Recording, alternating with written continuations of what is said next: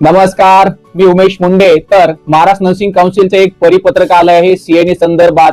तर जे आपले महाराष्ट्रातील स्टाफ नर्सेस आहेत त्यांच्यासाठी एक महत्त्वाची ही इन्फॉर्मेशन आहे। तर त्या परिपत्रकानुसार तुम्हाला 150 पॉइंट क्रेडिट करणं गरजेचं आहे, पण त्याच्यामध्ये सूट दिलेली आहे 30 आणि 50। जर 30 क्रेडिट पॉइंट्स कोणाला करणं गरजेचं आहे, ज्यांचं आतापर्यंत कमीत कमी 1 किंवा 2 सीएनई झाले आहेत त्यांना अजून 30 पॉइंट क्रेडिट करणं गरजेचं आहे, म्हणजे 3 सीएनई करणं गरजेचं आहे। आणि ज्यांचे आतापर्यंत फक्त 0 पॉइंट आहेत, म्हणजे अजून एकही सीएनई केलेले नाही, त्यांच्यासाठी 50 पॉइंट क्रेडिट करणं गरजेचं आहे, म्हणजे तुम्हाला 5 सीएनई करावं लागणार आहे। तर ही जी सूट दिलेली आहे ही सूट फक्त या वर्षी म्हणजे फक्त या जी मार्च 2027 जी आहे लास्ट डेट तोपर्यंतच दिलेली आहे, पण जे तुमचे रिमेनिंग जे क्रेडिट हावर्स राहिलेले आहेत ते तुम्हाला मार्च 2027 नंतर पुढच्या रिन्युअल मध्ये कंप्लीट करावे लागणार आहेत। तर ही एक त्याच्यामध्ये महत्वाची अट आहे, म्हणजे तुम्हाला 30 किंवा 50 पॉइंट क्रेडिट करायची ही फक्त संधी किंवा जी सवलत दिलेली आहे ती फक्त आतापुरती आहे। ती जी सवलत आहे ती पुढे लागू होणार नाही आणि तुम्हाला तुमचे बाकीचे क्रेडिट पॉइंट्स नंतर कंप्लीट करावे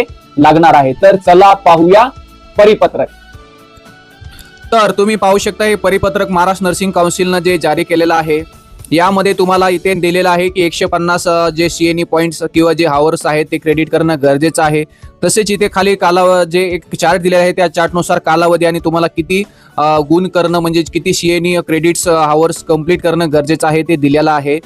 आणि 31 मार्च 2027 पर्यंत जी सवलत दिलेली आहे 30 आणि 50 सीएनईची, तर ती अशा प्रमाणे आहे। खाली ही फक्त एकदाच लागू होणार आहे, परत होणार नाही। आणि खाली तुम्ही इथे बघू शकता अंशतः सीएनई सीपीडी श्रेयांक म्हणजे गुण प्राप्त केलेल्या नोंदणीकृत परिचय म्हणजे ज्यांनी आतापर्यंत कमीत कमी 1 किंवा त्यापेक्षा अधिक सीएनई केले त्यांच्यासाठी कमीत कमी 30 पॉइंट्स क्रेडिट करणं गरजेचं आहे 31 मार्च 2027 पर्यंत, तर तुमचं रजिस्ट्रेशन रिन्युअल होऊ शकतं।